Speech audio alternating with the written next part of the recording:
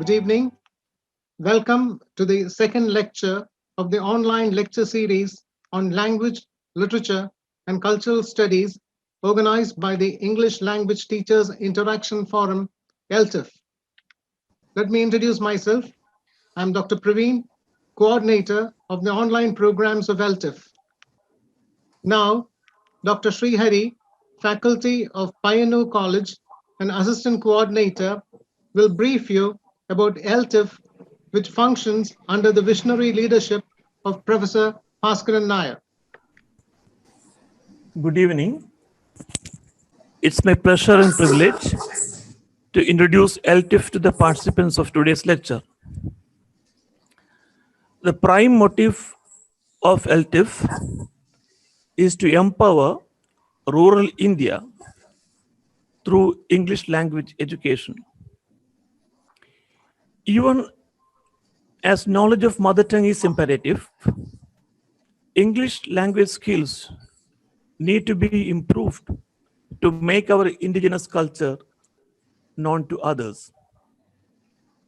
Eltif facilitates students learn English mostly through stories and songs, sharing everyday and ordinary experiences, reducing the usual monotony of learning of the traditional classroom, for which Eltif makes use of the access of children to mobile phone and the internet to learn English, and also make their mothers be co-learners or enable them to support their children in their learning process. Eltif has reached out the local bodies and women's enterprises such as Kudumbashree units in Kerala by demonstrating how English language can help them for empowerment. Eltif has been reaching out to tribal women and their children with periodical classes. Quite a few village women have been encouraged to enroll for various distance education programs of IGNOU and of other state universities. Our pre-COVID period focus on learning English with the help of new gadgets like mobile phone and computers proved fruitful during these days of social distancing and online classes. Now, students from KG to PG learn through this distant mode, and we are happy to have pioneered it in our close circles in our own locality. Eltif has great pleasure in reaching out to you all now through this new platform and is happy to grow young with the time ahead of us. Thank you.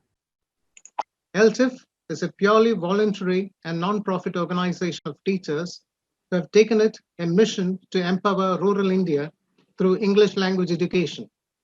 Professor Roger Nunn of the American University of Sharjah, who believes in holism as a philosophy of lifelong education, has several interests which include, among others, classroom methodology and evaluation. Today, he will deliver a lecture on helping students take charge of their own learning. I request Dr. Danya, a member of our online programs committee, to introduce and welcome today's speaker. Dr. Danya. Thank you, Dr. Praveen, and good evening, dear educators. I'm extremely happy to welcome you all to this wonderful program, which we have initiated exclusively for the teachers and educators across the country. Welcome you all to this program, and let me introduce Dr. Roger Nunn. Those who are associated with Eltif, this is a this eminent personality, Dr. Roger Nunn, is a very familiar name. I have attended a couple of his workshops. He has conducted workshops for Eltif in Pondicherry as well as in Kerala, both for the rural sector. And Dr. Roger Nunn is joining us from UAE Sharjah today.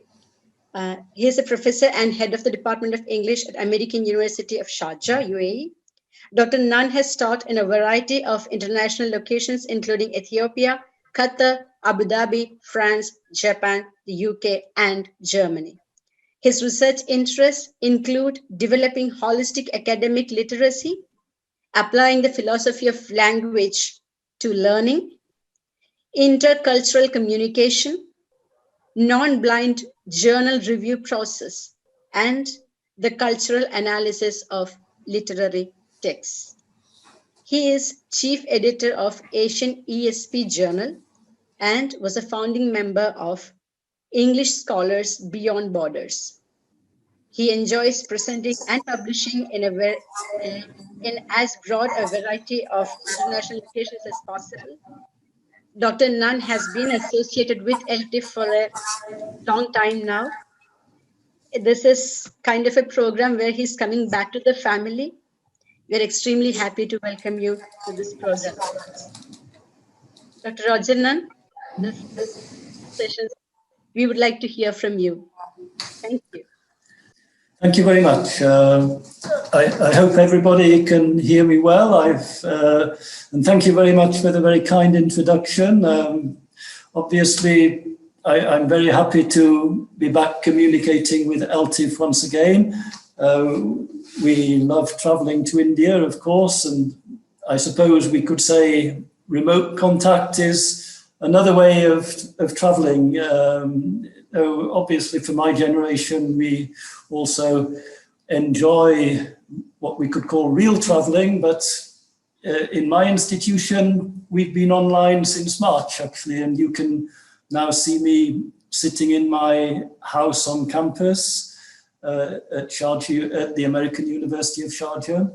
And I've been actually teaching and working on from home to avoid contact, as we are all obliged to do at the moment.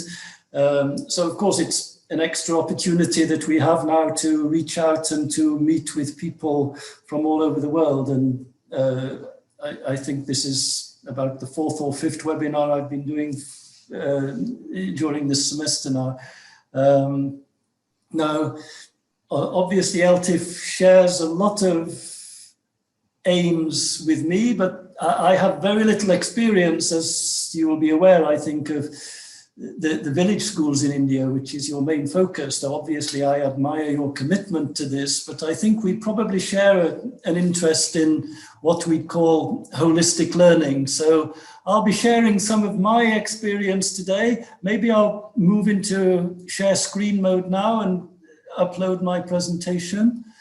Okay, so today I'm going to talk about something I think is appropriate for the online mode that a lot of us are working in at the moment. We're obviously there now as well.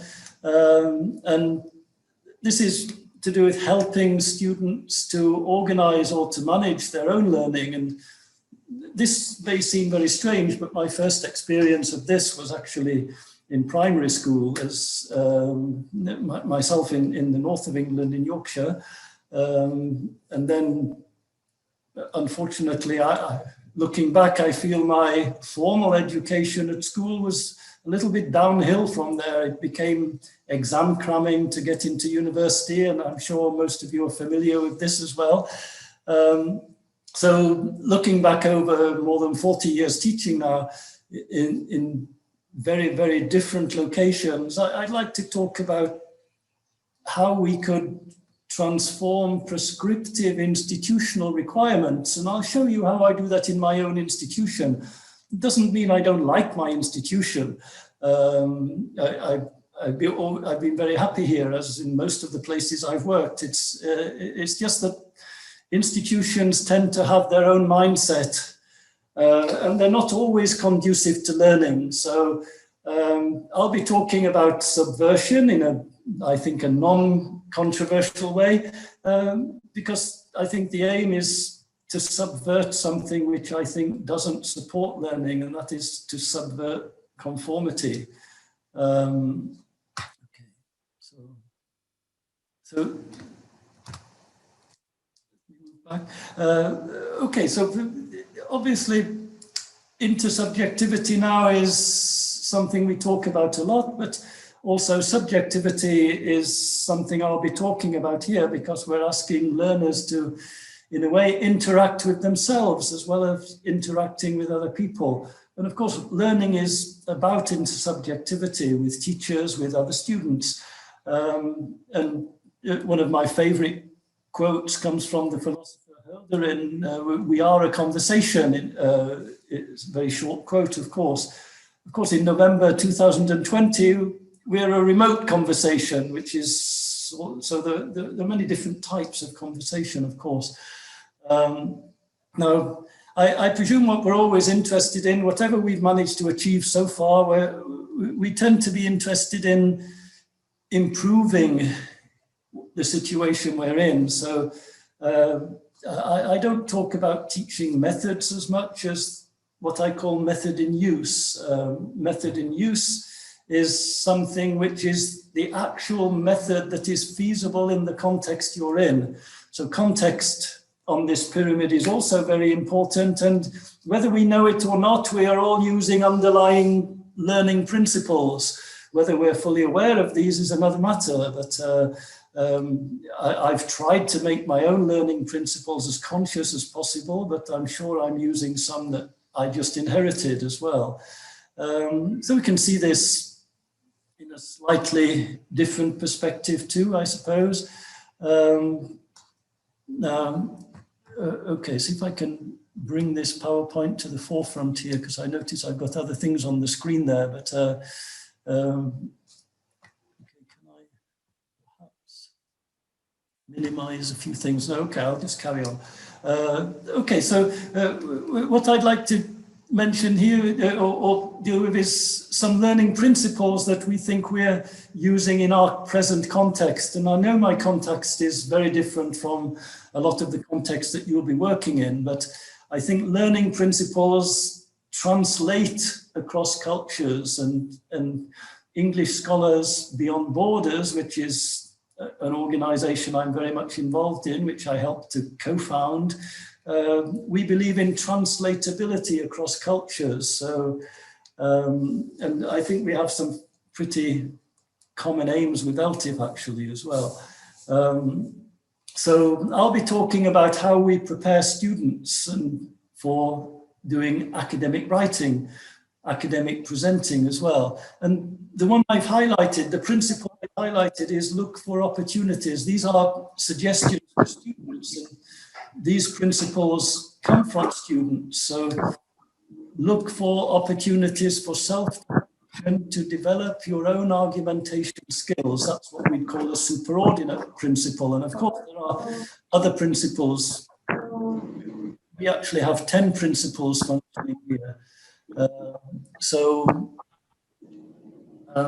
I'll mention the others as they occur. They're just showing on the screen now. Okay, I'll be coming to looking at number 8 again. I'll be mentioning some of the other principles as we come to them, but learning from interaction, number 9, is also very important, promoting dialogue and so on. So now I'd like to talk about some institutional requirements we have in one particular course at this university where I'm teaching, the American University of Sharjah, which is actually not really what you'd call an American university. It's the most international university in the world, I was told recently, in terms of student population, in that we have a vast range of nationalities studying at this university. This is an academic writing 2 course with strict pre-established requirements, as I'm sure you all have in your institutions. There are 3 disconnected essays: a critique essay, a persuasive argument essay, and a research essay. And there are very strict course outcomes which students are supposed to fulfill by the end of the course. And like everybody else, like many of you, I'm sure you're all fairly skeptical about the notion of course outcomes, because there's no way that all your students will suddenly acquire these for life from one course, but we are in our institution required to outline what students are expected to learn from the course, and that's basically what you could call the outcomes. And it's a flawed concept in my view, but it does have a little bit of mileage too. So we're expecting students to be able to construct logical, ethical, persuasive arguments, evaluate texts, compose essays using the principles of critique, and do academic research in a small way, if you like, because these are first-year students we're talking about. Now, the way I've subverted this for my own classes is to create a holistic framework which not only fulfills the institutional requirements, but brings in holistic learning. So we have a semester-long project framework in this course, but this is not what the university requires. This is what I prefer, and therefore these 3 essays I subsume, if you like, in this. So from the beginning of the course, students form a research plan. They choose a topic that is supposed to be relevant to them, because students are so often asked to do things which are not relevant to them. When I was a primary school student in Yorkshire, we were actually sent out into the village where I lived, which was very big on the textile industry, and we were asked to do projects in that community, and a lot of our learning was built around this. And after that, we moved into much more academic things as we moved into secondary and university study, of course, but this was basically something which I valued for, well, more than 50 years now, 50, 60 years actually, since I was actually studying in this way at primary school.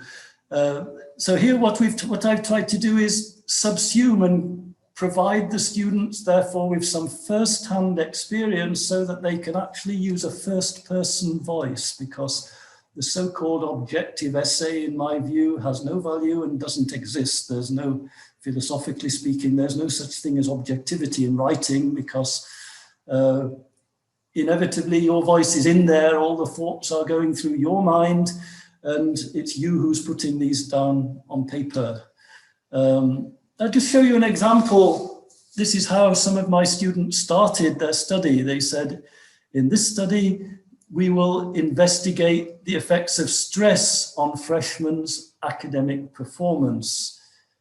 Being a freshman myself, I would love to know more about the effects of stress on performance. This was a student who told me that she was suffering some stress on her arrival at university, and had discovered that a lot of her classmates were as well. And this is increasingly, I think, internationally a problem, that we put people under so much stress in education nowadays. We don't necessarily help them do things which can minimize the stress, if you like, or at least make it manageable. So anyway, what they did is, they selected their own topic and they decided to research into. They were in a small team, but they had to write this up individually. And they asked 3 questions, which I won't give you now. But I'd just like you to note that the key, what I think are the translatable principles for your own context, are the relevance of what you're asking students to do, and the first person voice, which is in there too. So I'll be highlighting examples from real practice. I'll be describing practice. And then please note the principles that I put up earlier on, they don't start off theoretically, they start off in practice. And we started with the practice, and then we tried to see what we thought good practice was in our context. And from that, a team of us derived these principles.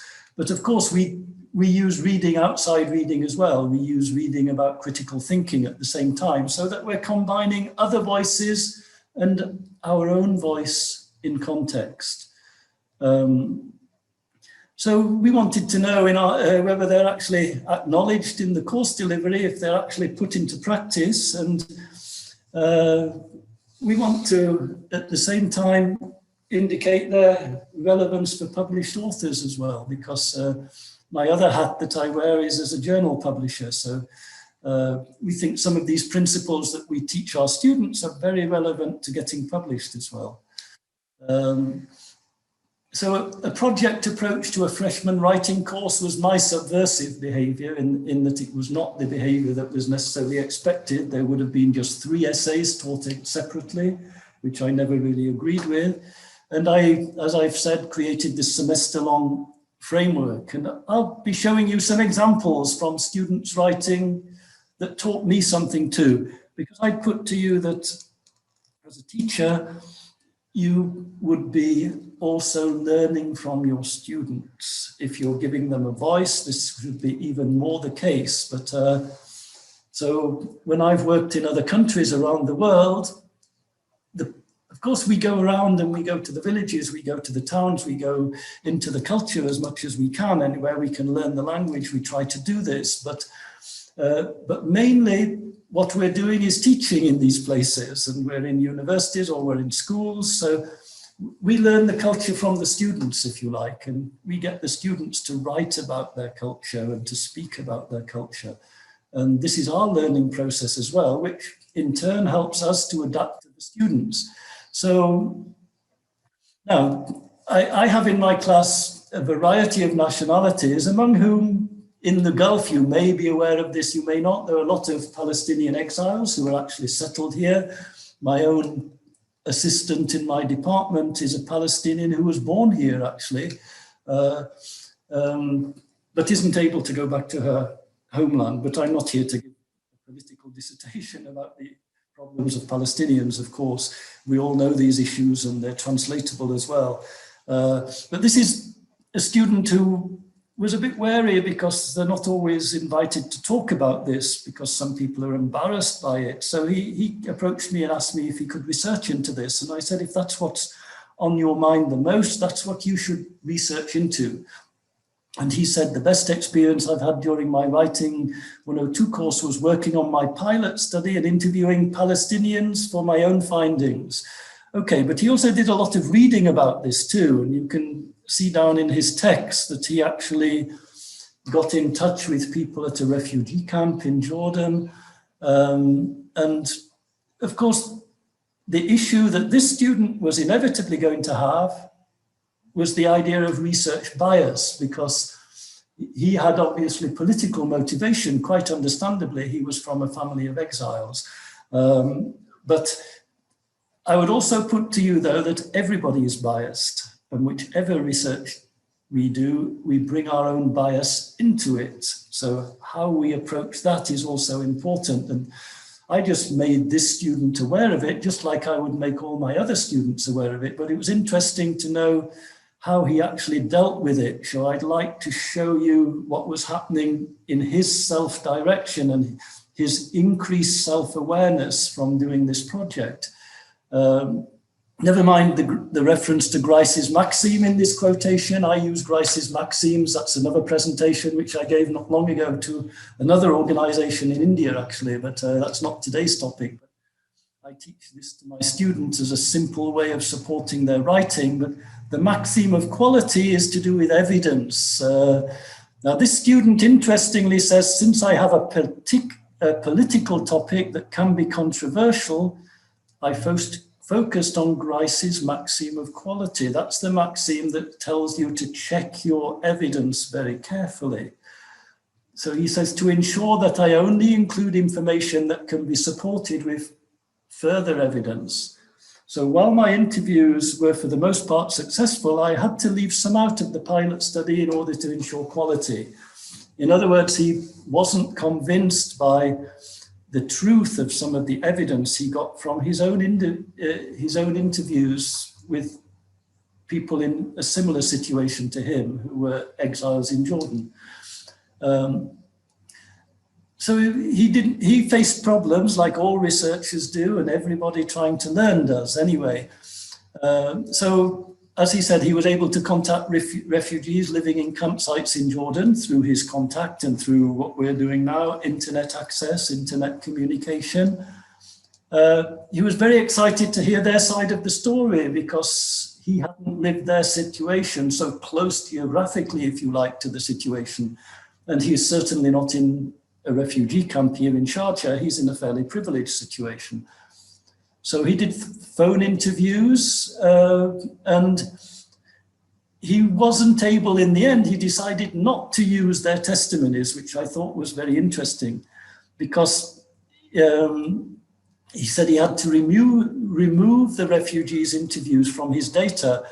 While what they told me could be true, so might have been true, I noticed their timelines did not match the historical facts as he had researched them from his reading. So notice there's this balance in what you're getting from your real life, which may or may not be true, balancing it with other people's knowledge, so what he was acquiring himself. And his judgment made him decide to exclude some of his data.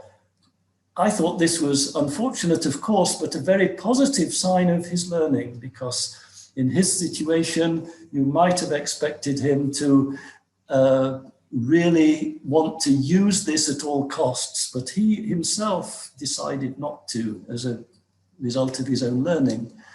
Now, I'd like to switch contexts now, and a number of years ago, before citizens from the UAE were actually banned from going to Iran because of other, the world is fraught with political difficulty at the moment, not just COVID. I used to be able to visit Iran. I no longer can because of my residence in the Emirates, and also because of my UK nationality. And that doesn't mean that academics there don't want to invite us, though, or we don't communicate. Now, when I was there, I was at visiting over a week-long project, an Iranian Language Institute, which has branches all over the country. Now, this was a very different type of teaching, of course. It was teacher-fronted teaching, as you would expect. And this may or may not, I don't know your context well enough to know, it may or may not be closer to what you do to what I've just shown you in my own context. But notice the term taking going on in the classroom as I was recording this information from the classes I was observing. The students were using a reading text, and many of us use reading texts, and I might show you another reading text soon. Now, reading texts, what do we do with them? Because this is not the students normally choosing the text. It was a text chosen from the textbook, actually. But this is how the student actually managed to get the students active with this text. He got them to retell the text in their own words. He'd get them to read it aloud in front of the class without interruption. And they had studied the text together. A lot of people would take a text and do comprehension with it. But there's so much more we can do with a text or a narrative. I know that Eltif uses narrative a lot. So much more we can do than just give them the narrative and get them to learn it. We can get them to transform it. Now, here in Iran, in a fairly formal context, the teacher was getting the student to retell the text in their own words. Now, I was there partially as a teacher trainer and also as an outside evaluator of the system in this case. And one of the things we discussed, because it's not for me to tell them what to do in their context, but one of the things we discussed is what more could be done with these texts, given the fact that they're expected to move through the textbook at a certain pace as well. But there are ways of transforming text as well. We might come back to this if we have a bit more time later on, but I'll move on for the moment. Basically what we've got is input and output from input, the text and the topic prescribed, but the student is able to, in a way, transform it. And notice the students we observe produce very long utterances, sometimes several minutes long, without any interruption, without looking at the text, without the textbook in front of them.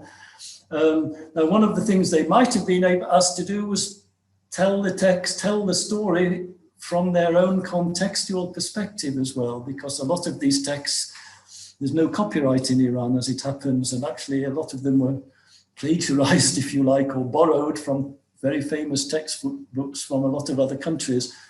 And therefore, were they contextually fully appropriate? Could they have got the students to retell some of these narratives within their own culture?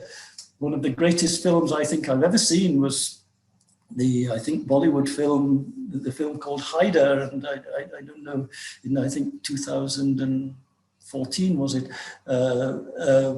which we watched here in the Emirates actually, because we get subtitling as well. And the point about this is they took Hamlet, the Shakespearean play Hamlet, but they completely transformed it to within their partition context in northern India. And It was extremely powerful. It was extremely original in my view.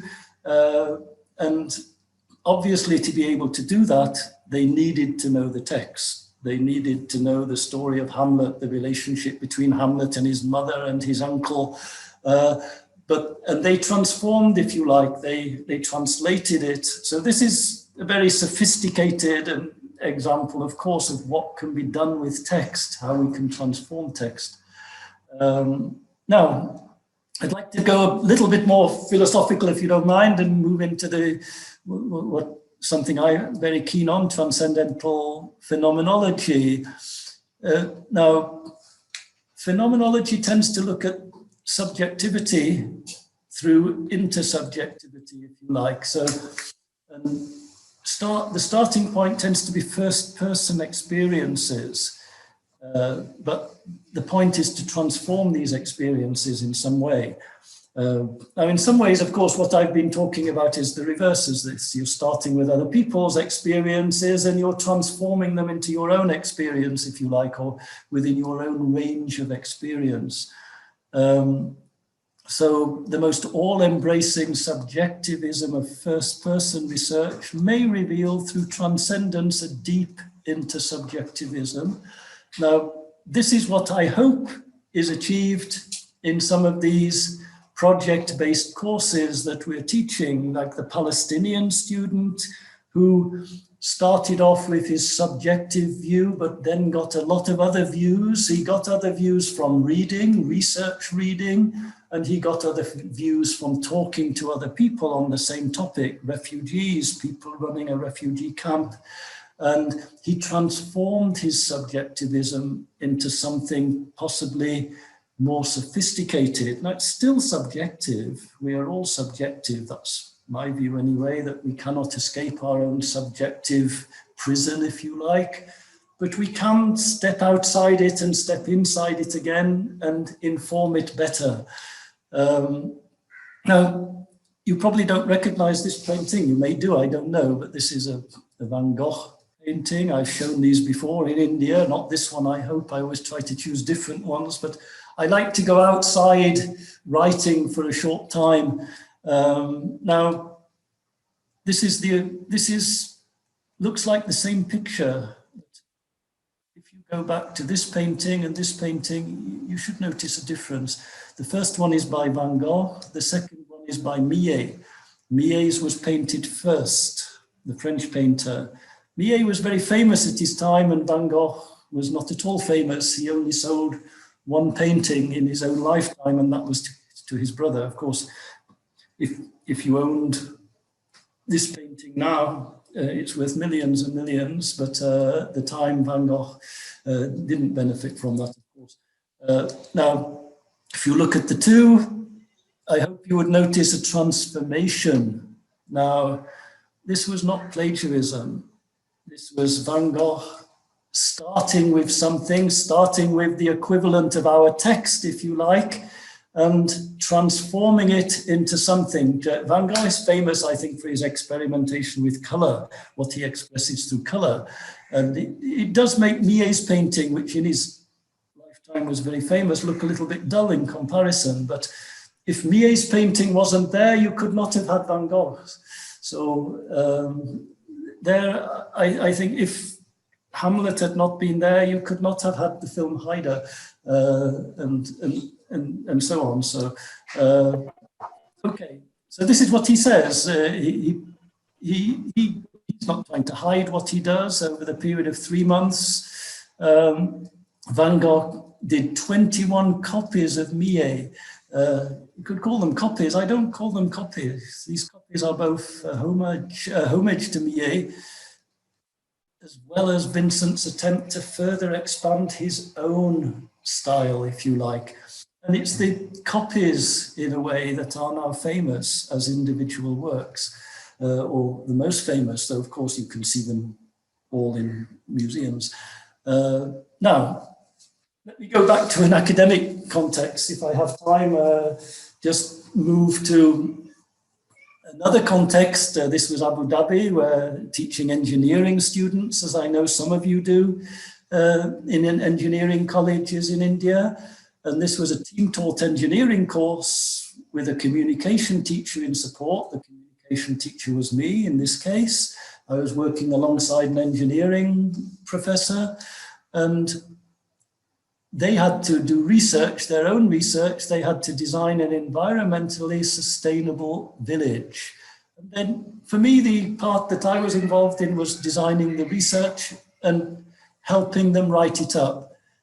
And I'd like to show you what happened from the point of view of how they got involved in this project, because they were not asked to stand outside the project. They were expected to get involved and do something which would serve their own community, if you like. Now, notice I've underlined in red in this text the amount of, these projects were done by engineering students in teams. So they were expected to design a sustainable village, and they chose the Northern Emirates, Ras Al Khaimah, which is one of the poorer emirates. I wouldn't say it's a poor emirate, but it's one of the poorer emirates in the United Arab Emirates. And it is a bit of a myth to think everybody living here is rich, actually. So, so notice we have perceived the design for a sustainable village. We name it after the great leader Sheikh Zayed, who was the person who founded the Emirates. There are actually 7 different Emirates here, with all have a very different character. Our client was looking for a village which in itself had to support 50 culturally diverse families. Okay, and notice they're explaining their thinking in this report. Sustainable energy for us means, and so on. So by that, we mean that. So they're using first person to explain their thinking, which is, I think, one of the principles of critical thinking, an ability to explain your thinking behind your actions. And of course, they had to deal with real life constraints, limitations, hindrances. I've mentioned this one today from countless student projects I've been involved in, because there is the village life side to it, which I know Eltif is very interested in, though I'm not saying this is directly relevant. That's up to you to translate, of course. Now, if we move in as language teachers now, I'd just like to look at their text, because this is the plan of their writing, and I'm looking now at active, passive, first person use, transitivity, in other words. When we talk about transitivity, it's not the topic of my talk today, but you can get active, you can get passive, and you can get clauses which are neither active nor passive. But notice that there are 104 first-person uses in this text, which is something unusual in a way in an academic report. It's a lot. And it's all under the evaluation of alternate design section, which is the conceptual side of the paper. Notice there are a lot of active voices that don't use first person as well. It's not just the passive voice, which is impersonal, but it's this balance between other voices which are impersonal in the text and our own voice, which adds interest to academic writing. As a journal editor and a reader of a lot of academic work, there's nothing more boring, I find, than an impersonal third-person study that talks in the abstract and is relevant to no context at all, because if it's not got this subjective aspect to it, which is transcended, then how are we going to translate this to our own culture, if you like, because we can't learn in the abstract. So this is just a summary of the transitivity analysis I did of their text. This was an award-winning text. They won an award in combination with our own university and an American university. This is how much, so 21% of all clauses were written in the first person, only 13% were written in the passive, and 36% were neither active nor passive, which is interesting in scientific writing. So in order to meet maximum efficiency, we chose to build our village in the northern part of the Emirates. Notice 12 here is a reference 12 explains that the northern part of the UAE is a fertile land and mountainous landscape. So notice the use of first person and how they are interchanging their voice with the voice from their reading, this combination of two voices. A very interesting thing, this was an award-winning text. We decided we'd ask them questions. Is it important to use the passive voice in your text? Is it acceptable to use the first person? We asked the students, we asked the teachers. The authors said, yes, I tend to use the passive voice most of the time, but you saw the figures and it wasn't true. Is it acceptable to use the first person? Not in such reports. That's what they've been taught. Not by me, by the way, but that's what they've been taught. This is not what they should be taught, by the way, because science journals ask them to do the opposite nowadays, but that's what they were being taught when this research was done 10 years ago. Now, this is what the teachers said. Is it important to use the passive voice in the text? That was the engineering teachers. I prefer it. I think it's more professional.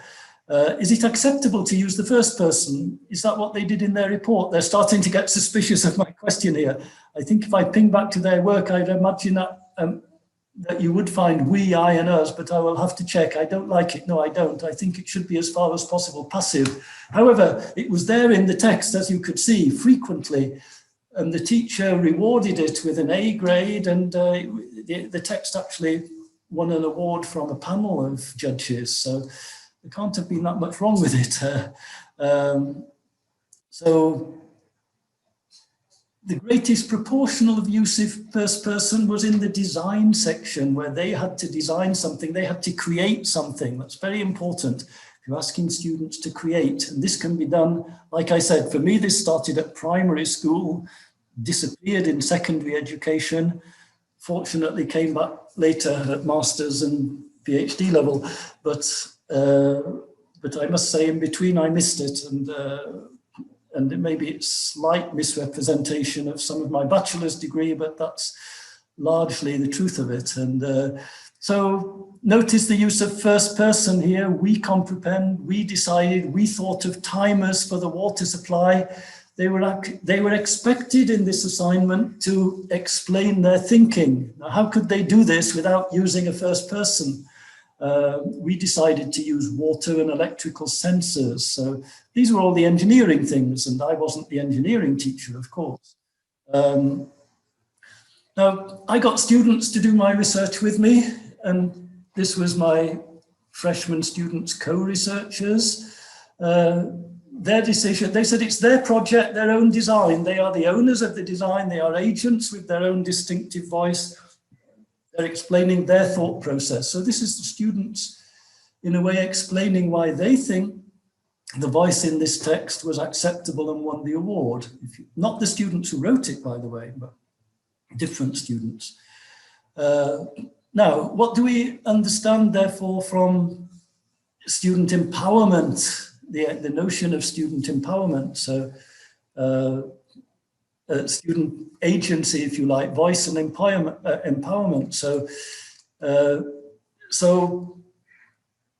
Well, I've tried to explain it by transforming prescriptive institutional requirements, subverting conformity, if you like. The learning principle beyond the approach taken, if you like, can be done at all levels. Like I said, my own experience was in primary school with community projects. And as I said, it stopped in secondary school to cram for exams. Crooks and Lehner summed this up, and actually I think I borrowed this quotation from someone who's going to speak to you soon, I think, Dr. Sivus Subramaniam, Siva, who's now in South Africa, my former colleague. There are joint goals, the simultaneous development of English communicative abilities together with the ability to apply them to developing critical awareness of the world and the ability to act on it to improve matters. And Siva was actually a joint researcher on some of these projects I'm talking about when he was in Abu Dhabi. I learned a lot of these ideas from him, which is another reason why I thought might be relevant to an Indian audience today. Now, here's some more of my own students now who are researching into video games. They say there's a great deal of research on video games and their effect. However, it's still unclear as to what the effects are on mental health. So this is what these students were looking at. And notice they're using references from other texts here, but they've got their own self-directed agenda. From the article we read, we came to understand that we cannot generalize the effect of the study's result because the effect of video games vary for each person and for each video game genre. That was from their research, their reading research and their own collection of data among their own students, because they were all into video games here and they were looking at the effects of video games. Now, this is one of my former colleagues in Abu Dhabi, Arvind Pillai, who was a chemistry teacher. Just want to briefly show you his writing. Of significance is that our research delineated and so on. So it's our research he starts off with. In the middle, he refers to Shearman, other authors. So he embeds this referencing, and then he comes back to the general impact on the environment is a cause for concern, and our work could make a useful contribution to the sustainable development in the region. So notice the same thing is happening in this journal text. This comes from a journal article from one of my former colleagues. So what he's talking about is first his own research, then supported by other research, then back to his own research. So we're not referring to other people's work for an end in itself. We're doing it to learn for our own learning, if you like, to support our own research, our own learning, and learning is research, really. So for our results, this is another example from the video games. We came to understand that video games affect our emotions, whether we want them to or not. That was a research finding from their own data of interviewing, observing kids on video games and so on. As Four said, that's a written text they're using in support. Games are quite an emotional experience. So they've got support from the literature, but they're not starting with the literature and looking for support. They're looking to see if their own findings are supported in the literature, and that's very different. The students from our experiment got attached to the game we assigned them to play. So it's we assigned them to play. So notice I've tried to show exactly the same pattern as in that journal text. It starts with their results, it goes to the literature, it comes back to their research. We assign them. Finally, internet addiction, something which I thought was very topical for today because we're all tied to the internet at the moment. We had students researched into that. We can conclude that a significant amount of time is spent by the students doing unimportant activities which might cause them negative consequences. Notice the use of might cause. In language, we have choices. When you're doing a project, you have to make the right choice according to your data. So they don't say will cause, they say might cause. Thus their uses can probably be classified as an addiction, but they're just representing their data. They don't have strong enough data to say certainly be classified, but also based on an interview they had with a psychology lecturer. Therefore, it's not a surprise that 80% of the students they survey assume that there are many internet addicts at the Petroleum Institute. That was their institution. So notice here we had the students active in my context, in the context here. Is this irrelevant? If you become an academic, well, no, this is what journals, the top two science journals say, Nature and Science, use active voice when suitable, and they're actually pushing people towards using a first person active. They ask their authors not to use the passive voice, actually. That's Science from the journal Science. Nature journal does the same. When I review their journals, it's not exactly what the authors do, but this is what the journals are requiring anyway. Now, I think if I can go to a French philosopher to finish, Roland Barthes, who writes about the death of the author. The writer can only imitate a gesture. Notice what Van Gogh was doing, that he's always anterior, never original. His only power is to mix writings to counter the ones with the other in such a way as never to rest on any one of them. So this is what I've been talking about today, that we learn, of course, from other texts, from other people, from teachers, but if we want students really to learn, they have to mix what we want to teach them in with their own subjective learning, if you like, their own independent learning, their self-direction. And of course, we are scaffolding them, we are helping them improve, but it's this mixing of voices that leads to what, in my view, is true learning. German philosopher Husserl argues that when we appear, what we appear to know as universal absolute truth are mediated by acceptance phenomena which pass through antecedent human condition. Everything has to pass through our own minds. Potentially subject to error. This is because I can enter no other word than the one that gets acceptance or status from me, from myself. In other words, everything you read has to pass through your own consciousness and become yours, be appropriated, as my colleague Siva Subramanian would call it. Right. My conclusion today: traditional impersonal teaching practices restrict the students and stifle voice and subjecthood by trapping students into generic prescriptivism, so there's no learning at all. Competent students can transcend, even on their own, can transcend prescriptivism if allowed. They should transform or subvert what they learn. A question: many of you will teach much younger students than I do, though I've taught all age ranges over the year. Are our younger students more creative than published academics? Do we kill creativity with academic life? Teaching generic conformity, in my view, kills creativity. So I will now stop sharing and move back and hand you back to the organizers of this symposium. And thank you very much for listening to me today. And I hope some of what I say is translatable to your very, very different context. Obviously, this is something that I struggle with because I've never taught in your context.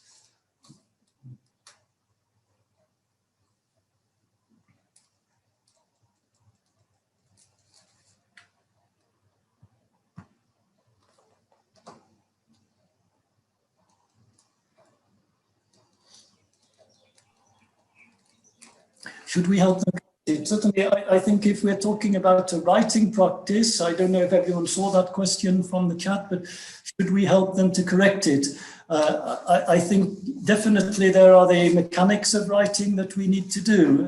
And this is a stage of drafting, which normally we would be talking about a process of writing, process writing. So there would be multiple drafts. So definitely there would be correction of mechanics and the like, but and possibly what we need to be looking at is content correction, though, because or content discussion at least, or interaction, because sometimes students write things that are not relevant. There's no need to correct it. You can just get rid of it, for example. But certainly, yes, I mean, learning is a dialogue, and there's interaction between the student and the materials, and between the student and the teachers, and the student and other students. So there should be constant correction going on, but until students learn to self-correct, they haven't really learned it.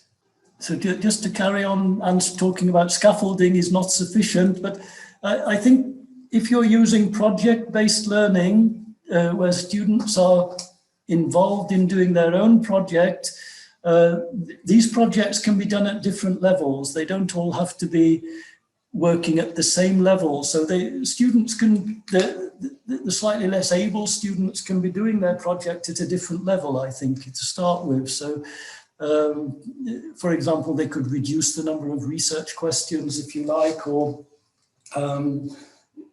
reduce the number of research instruments they might be using. These are different ways of helping them, I think. But there's no substitute for interaction, constant dialogue with the teacher, and peer learning with other people as well.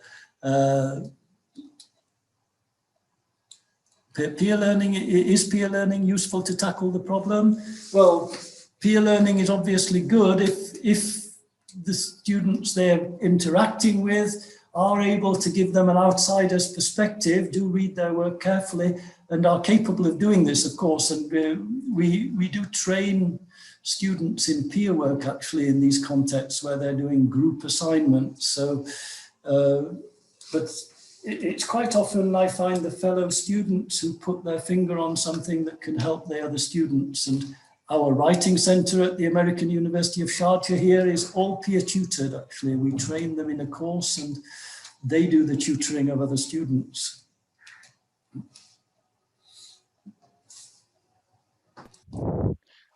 Can I talk to you, sir? Can I put the question straight away to him? Because I would like to know how to measure peer learning, because if we allow them to correct themselves, peers can correct it, but how can we, mark them? Right.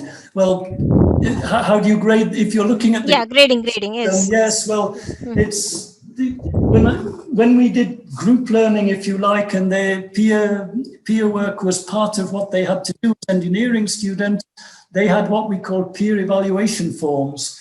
And these were what were graded, actually, the quality of the peer evaluation, how they responded to peer feedback, how they were able to give what we could see as being relatively valid feedback and so on. So there was peer evaluation, but also the students graded each other on how they had contributed to the project as well. That was another form of peer evaluation, if you like. That now, the teacher can always override this if they feel there's something unfair, of course, because there can be times when students, for some reason, decide to attack a student in these peer evaluations and give him a very low grade, although he was the one doing all the work for them, which possibly they resented. But that's rare, I think. So it's a question of training students to do peer evaluation as well.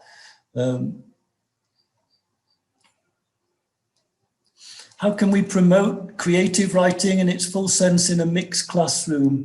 Can you suggest some prompts? Okay, then how can we evaluate them? Well, prompts, yeah, I mean, I think creativity is when you actually, it depends what you're starting from, but I think projects where students choose their own topic and you give them a framework to work in with certain required items is going to make them creative in this sense. How would you do it with it if you're starting with a text? Well, let's take a simple narrative text, like say a folk tale or something of this kind. Often textbooks are written elsewhere, strangely enough. So even the ones we use here, they're very rarely written in the country. So you would see people taking a common, for example, common British folk tale and ask them to rewrite it as if they are one of the characters in that, for example. So if you've got a more sophisticated audience, like we've said, you could rewrite a character from a play, if you like, rewrite it in the first person, so that you've got the text to work with, you've got the structure, the vocabulary in the text, but you're transforming it into something creative in that you're creating from it a first person narrative. So there are lots of ways of doing this. So we have another text where we have a simple description of a house, but then we give roles to the students. One of them takes the role of a house burglar, and they have to scan this text and rewrite it as if they're writing to fellow house burglars and they're going to rob the house. The other is an estate agent who's trying to sell the house. and they rewrite the text as if they're writing to other estate agents, colleagues, to how best to sell this property. Others are for people buying the house. So there are always different angles to a text. What happens when there is a conflict of perspective and interest? How do we ensure there's equal participation in a group project? Okay, I've actually got recordings which I didn't want to show today. They're on video of students disagreeing, and but the thing is conflict a bad thing, really, in a group? Because it's how, if students are learning to work in a group, they have to learn to, one of the skills is to resolve conflict, to be able to negotiate with other students and mediate, and where necessary, this teacher might have to intervene, but you might have nominated a team leader as well. Okay, can we just list the 10 learning principles? Yes, I'd have to go back and share my screen again, but okay, they're two. Okay, here are the first 5. The superordinate principle: look for opportunities for self-direction, to develop your own argumentation skills. Focus on relevance by referring to known information in the literature in relation to your own context, your own projects. Explain ideas and research choices. Focus on your choice of words to express appropriate levels of confidence in relation to your evidence, because, you know, whether you say this appears to be true, or it absolutely is true, or is probably true, it all depends on the strength of the evidence. Develop the ability to analyze issues and problems, such as breaking a task down into manageable components. It's a big problem for students doing projects.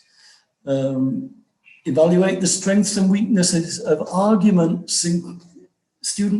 I find our students very good at doing this in other people's work, but not quite as good in doing this in their own work, which is where peer evaluation comes in. So, interpret findings from your reading or your investigations by selecting and explaining what is most significant. So,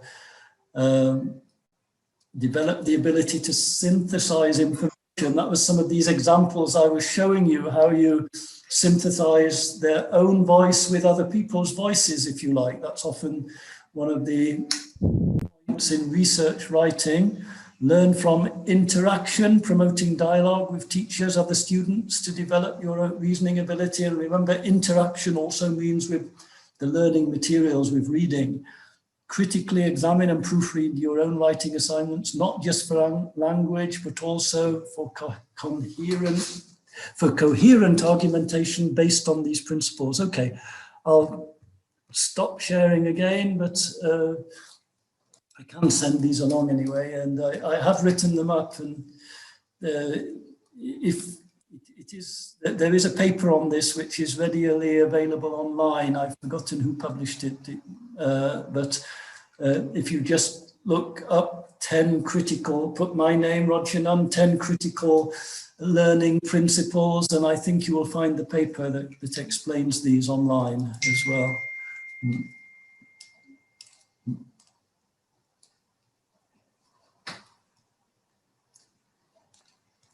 How to motivate students for peer learning in present online mode? Well, depends, I suppose, which software you're using. We're using Blackboard Collaborate, and there is a group mode on this. So, but what we also do is get students to exchange WhatsApp information so that they can actually use social media to do their peer collaboration.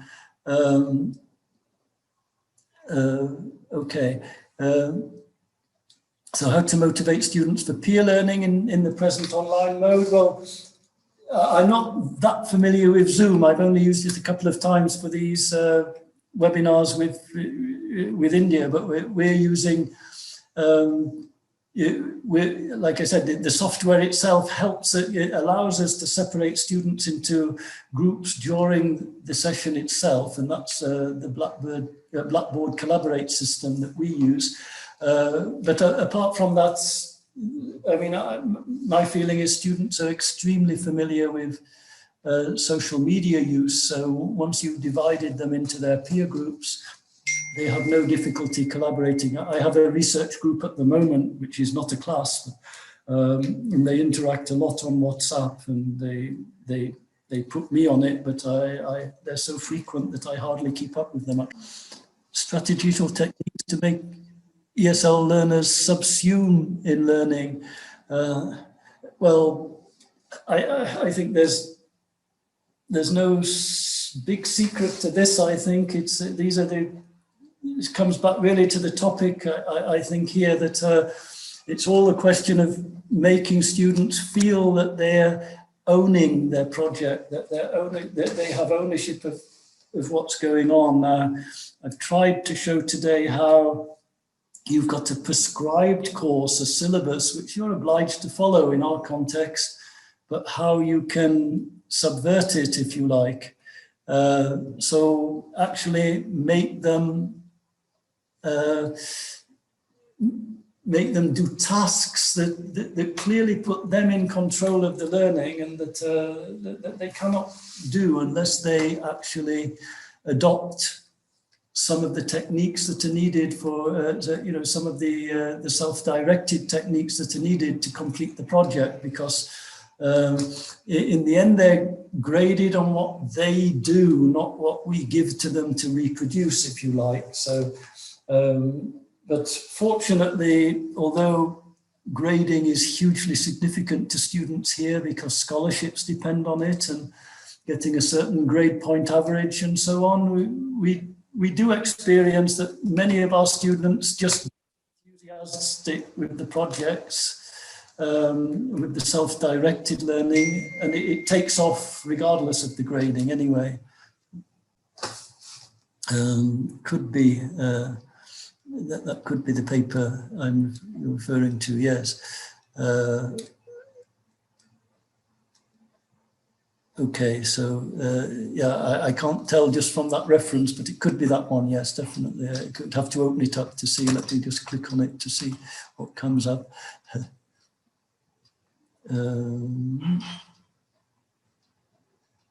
Yeah, that's the one, project-based learning as a holistic learning framework, and that should be downloadable, yes, that should be a downloadable paper, yes. Yeah, thank you for finding that, yes. It's quite a long paper. We do have shorter versions of it too, but it's... Dr. Nunn, Yeah. actually our students are asked to do projects even in the first year. They do Right. even in English. Right. So many of them send the questionnaire to me, I corrected. But the thing is, ultimately they give importance to the marks only. It's because they are given marks, they are going to get marks, they are ready to do something. Otherwise, it takes so much of time. I mean, what could I say? We have to coax them Right. to do something. I mean, projects they have, but it's because of marks they're showing so much importance. That's what I feel as a teacher. I think I understand that. That's certainly true here as well for a number of our students, that we're in a highly evaluated, grade-oriented society nowadays. You can't go to a restaurant without being asked to evaluate the meal when you walk out. And Yes, of course. it's a real obsession, but I understand that students have to take notice of this. But on the other hand, if students have choice in what the assignment is and what the topic is, and if they've got some choice of topic within the structure you set up, and some choice of students are very inventive in research methods, qualitative methods, how to get information. They can get information we can never get, actually, because they have much more direct access to it, like had students videoing. Of course, I allow them to choose their own topic. Yes. It's because my PhD topic is about autonomy, learner autonomy. So I given them much, I mean, what could I say? I allow them to be in the group of choice if they do any group discussion or any task. It doesn't matter. But the thing is, they hesitate much. That's what I feel, at least in the beginning. That later, of course, they started doing it. Now I received so many questions from them and the interview questions also. But the thing is, it's because I mean, they know pretty well that they are going to get marks, and now they start doing it. This is what I feel. So instead of marks, if they do on their own, I would have been much happier about it. I think you're probably right, though. Obviously, that means research as well. Actually, I taught a course in Abu Dhabi which didn't have grades. It was for all science graduate students had to take my course in thesis writing and had to do the project we set. But they still ended up engaging with it in the end, I found. So it wasn't just a question of grading, I felt, only, but certainly grading has to be on the student's mind always. And I think if we look back, it was on our own minds as well when we were students. I have to look back a long way myself, but Yes, of course. this was something that I had to be interested in. But how you develop intrinsic learning is, well, I mean, something from my experience of setting up project-based learning in contexts where it's not required anyway, as the main method, it does tend to motivate students, make them more self-motivated. That's just my own experience of it. But there are definitely students who would only do it because they're being graded, and that's and also when we're talking about independent learning, what do we then do? We fill up their schedules, especially first-year students. We fill up their schedules so that their whole day is filled with classes and their evenings doing assignments, and there's no space for them to do any self-motivated learning at all. So the system doesn't help. That's for sure. That this does require more time, of course. Self-motivated work requires more time. I think there are certain principles, like the principle of relevance, which help students a lot. If they're doing a project, they don't read a text from beginning to end, an academic text or a reference text. They just search for what's relevant for their project. That saves them a lot of time, because students waste a lot of time reading as well. I mean, it's great to read, but I mean, they're not reading focus, they're not zooming in on what's absolutely relevant sometimes. Yeah, I think exactly the comment we've seen there, that we're embedded in a cultural context, all of us, in an educational context. So that's definitely the case, I think, that we have to find ways of engaging, getting the students to engage subjectively. But that's part of the skill of teaching, but it doesn't always work, of course. Okay, I see there's another question. The essence of classroom interaction between teacher and student is lost in most online sessions. How can teachers address this issue of feeling this void? Okay. Well, we're on Zoom at the moment. We use office hours, and of course, it's much more time consuming. And if you've got large class size, it's very, very difficult, of course. But we do meet the students one-to-one, just in the forum we're at now. Or if we have too many students to cope with, we meet them in small groups of 2s and 3s to discuss their work as well. But I agree. I mean, I'm probably of that generation too, but sometimes you have a chat with a student just before the class starts or as the class is finishing, and that saves a 30-minute conversation by email later, or a 30-minute conversation on something like Zoom or WhatsApp video or whatever. So, but of course, it's the nature of all courses that not everybody will do fantastically well in every course, but in our experience, the project framework is the one that seems to motivate the most students, the larger proportion of students, than the other more formal approaches. Professor Nunn, other distinguished academics, researchers, students, and friends.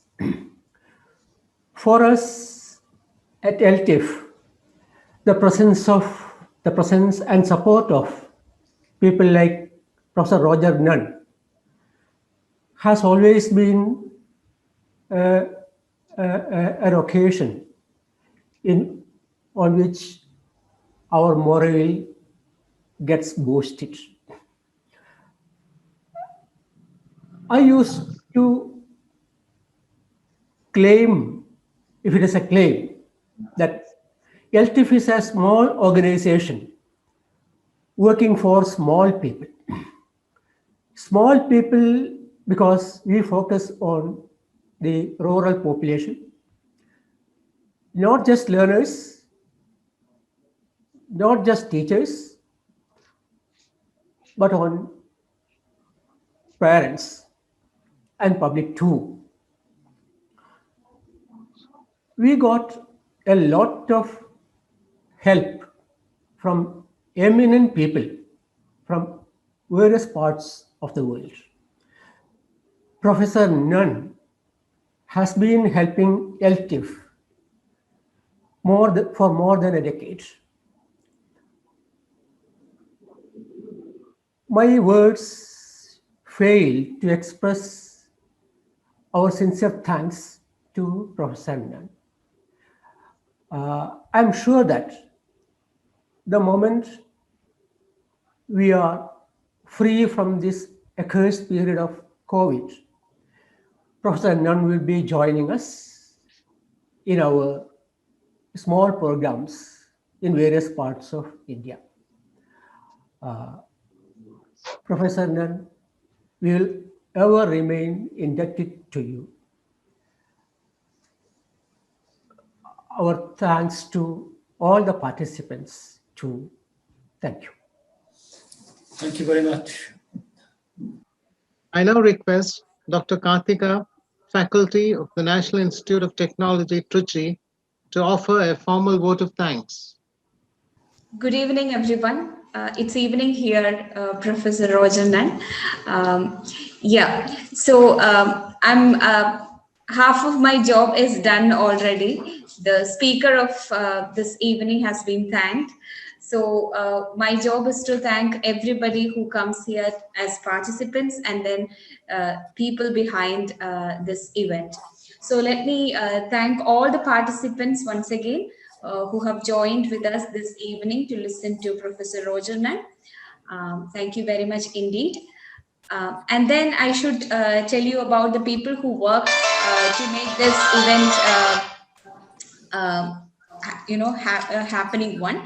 The president of Eltif, Dr. P. Bhaskaran Nair, he has been with us all through this journey. He has been motivating us a lot to come up and do something during this crisis when we all have our own setbacks and then being a little disillusioned by not going to the classroom and being with students. So this is another opportunity for all of us to listen to eminent people in the field and to learn from them, and also to get some input about input into our own teaching and then get benefited. So I thank him profoundly for being with us and being the guidance and the true spirit behind Eltif. Thank you very much, sir.